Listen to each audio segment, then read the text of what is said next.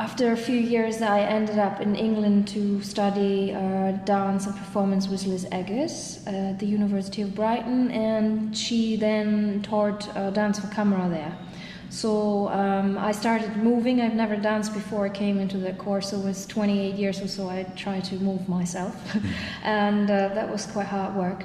So slowly all the kind of stuff, I just pulled it together, and I, so I'm not really a dancer, and I'm not really a dance filmmaker. I think I'm a filmmaker who uses elements or movement elements in the film. I think this is how I would describe my work. Yeah, I can see that, because in a German grandchild's funeral there are obviously kind of dance moves and those kind of flowing moves, but it's not a wall-to-wall, dancing, leaping around style film. In fact, as well, when I saw your film, there was a lot more comedy.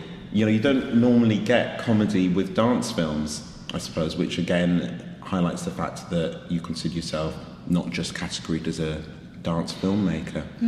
I suppose the themes that are running within the film, they could have been quite, not dark, but kind of, there's quite a serious bent to it, I suppose, if you sit back and analyse it, but you use comedy quite a lot to bring those ideas across. Is that something you did consciously, or it just kind of came out in the writing?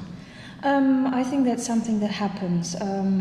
When I write, when I think about ideas, most of the time I cannot stop having humor coming in. I mean, saying that, I've worked a lot in performance, live performance work. My work can be extremely serious and dark at times, but I think it's in my nature to be funny, if you like. I mean, you might not find it funny, but and I think it helps, especially in this film, A German Grandchild's Funeral, because, as you said, I mean, I'm dealing with the past of the Second World War past Germany. Hitler's there, death is there, so it could be quite dull, dark dish. So I think it helps with the subject, because what I'm aiming at is to shift perspective, and if you look at these things with humor, that might help.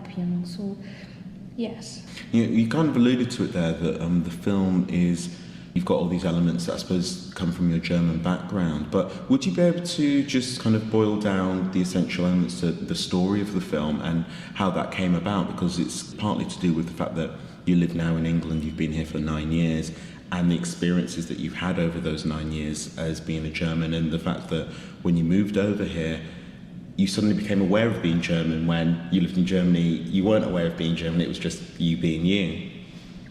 Yeah, definitely for me over the last 9 years, it was a clear journey of understanding who I am, where I'm coming from, what it means to be German, what it means for me, maybe for the Germans, because that might be different, and how interested in the whole psychology of culture and things like that, and just really realizing that, especially, I mean, I don't know, but here in England, the English, even though it's difficult to generalize, but they seem still very interested and very absorbed with this subject of the Second World War, and I didn't experience that like that in Germany. I mean, of course, I've done all of it at school, from everything, Weimar Republic and Holocaust and what have you. It's not that we kind of deny these things, or I mean, that's a whole different story now, of course, how we are looking at these things in Germany. But I feel like coming out of your own country, and that's, everybody, it's not only for the Germans coming out of Germany, but if you come out of your own country and so you have to change perspective, you live in a different culture, it just completely opens your eyes to where you're coming from. I would say, like, if you're in the middle of what you are, then you don't realize this. And so it was a blessing for me to come to England, because I could get rid of, or I could let go of a lot of things that burdened my life, really. It was not easy, and I often have probably taken it a bit too seriously, this process. But I think that's what my life is about, to just really understand who I truly am, and what are the influences, or what are issues that are not coming out of myself, but that have been kind of laid on to me, basically. I suppose as well, when you move, especially when you move to a new country, but even if you move within the same country to a new area, it completely gives you the opportunity to reinvent yourself.